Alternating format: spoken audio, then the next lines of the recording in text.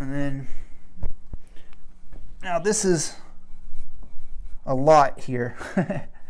There's a lot of stuff. So I wrote everything down because, again, like I said, these are very hard to break down. So try bear with me here and stay with me on this.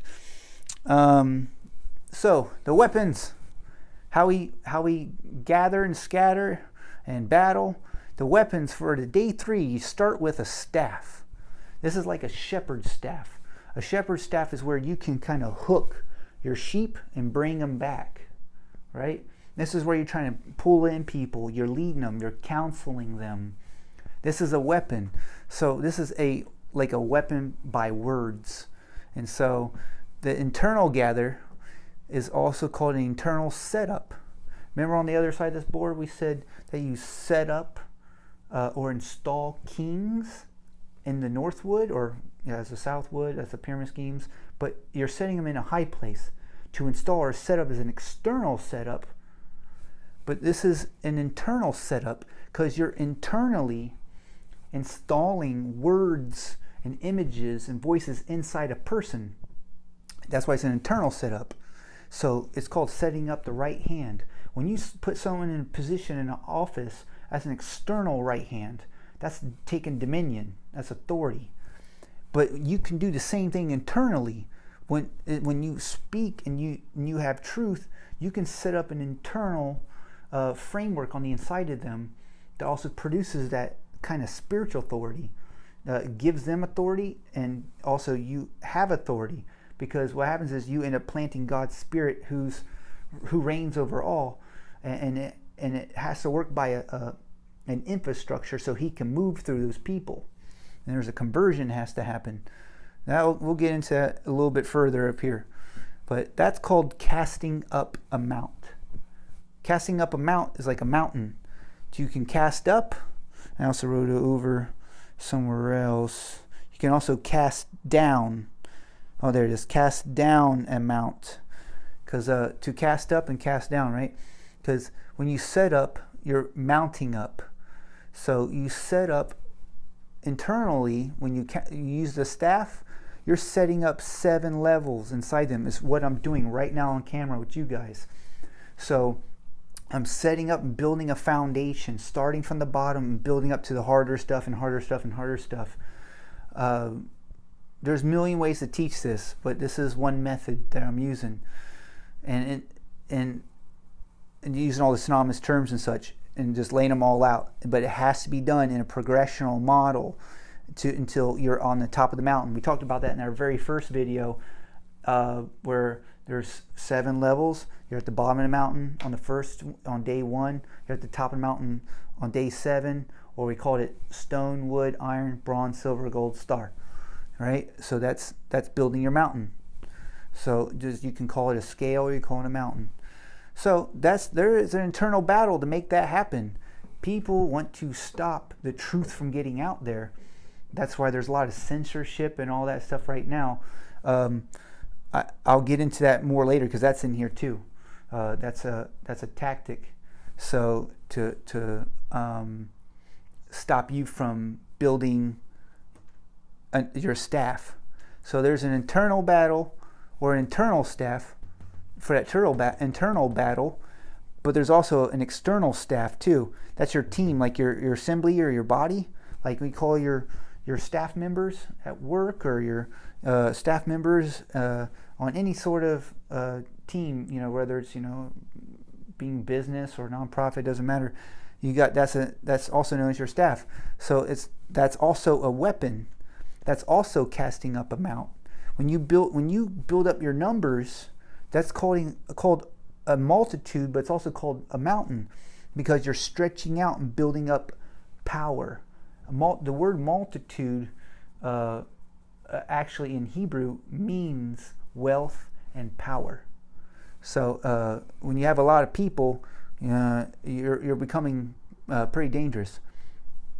So when you have that staff and you're at day 3, you're going to be sent. You're going to feel something on the side of you, that staff, to send out and give some things to people. You're going to give some information to them. Bring the light. You're going to bring the light, and you're going to feed them like a sheep feeds the shepherd feeds the sheep.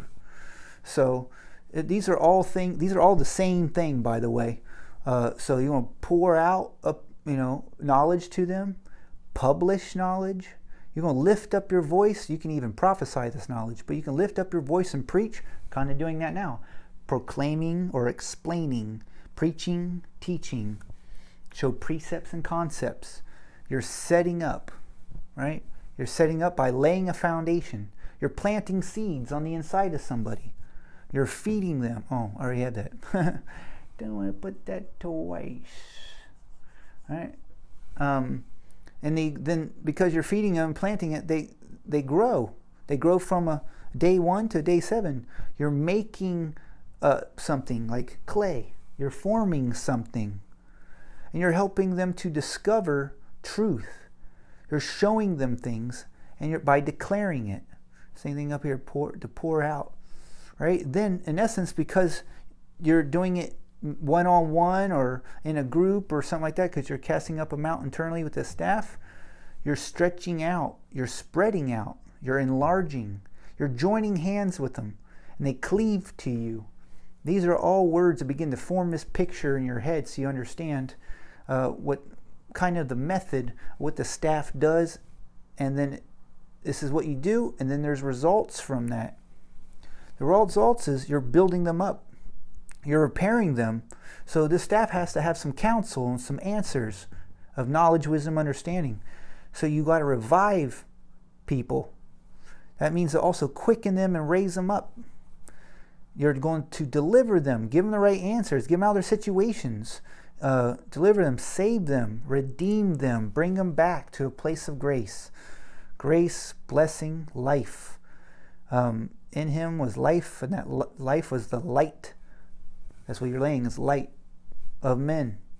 Bring in mercy. And that strengthens the hand. Strengthens your hand.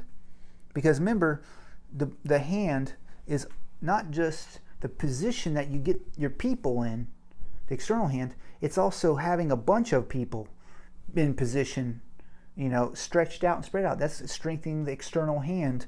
But when you lay this stuff on the inside of them, and this happens, you're strengthening their internal hand, therefore strengthening God's hand. So God's hand stretches out and spreads out. He spreads out the heavens. They roll out. They stretch out like a tent. And they can also roll up like a scroll.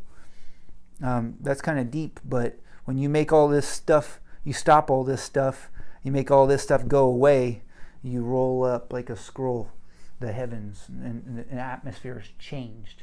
And so that there's a bunch of pictures that describe that. But let's see, moving forward, that operation of this right here, the operation of this, it's called overflow, Passover.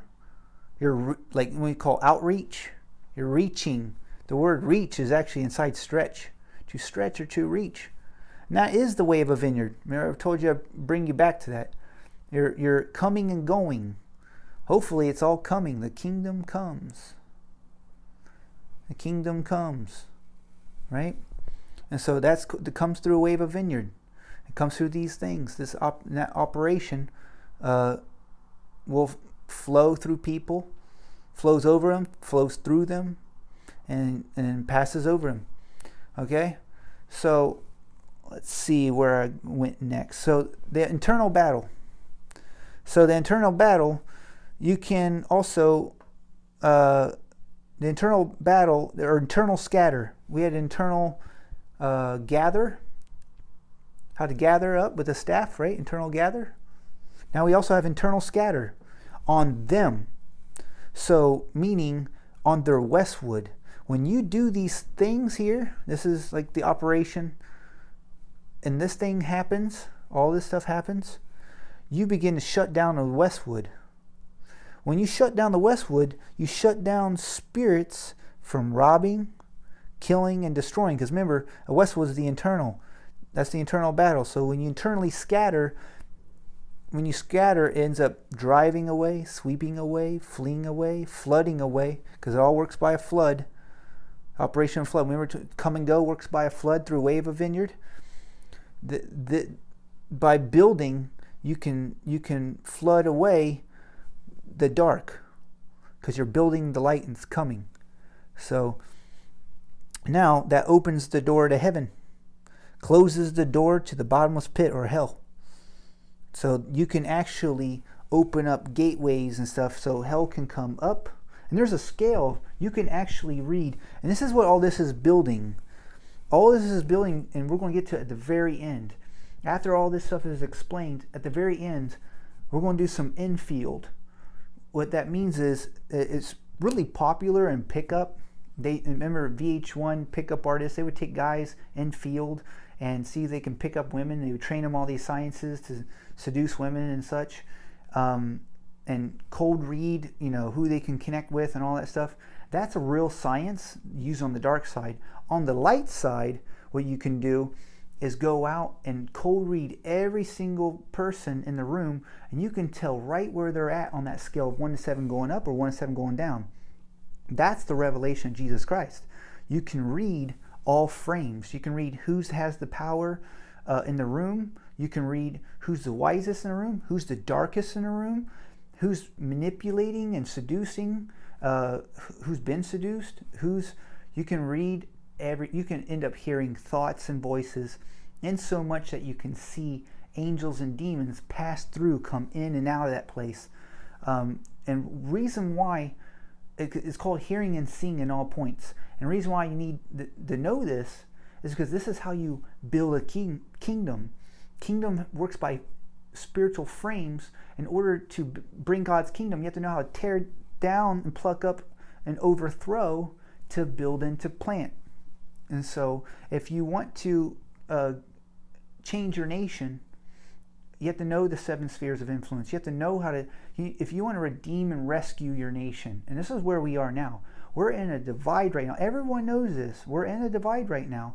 And so we need to know how these things work. Right now, the government sphere is being taken back. Right now, there's a lot of people. I'm in California, so a lot of people out here are deceived to thinking that we here in California seem to have all the answers, and the rest of America is just racist.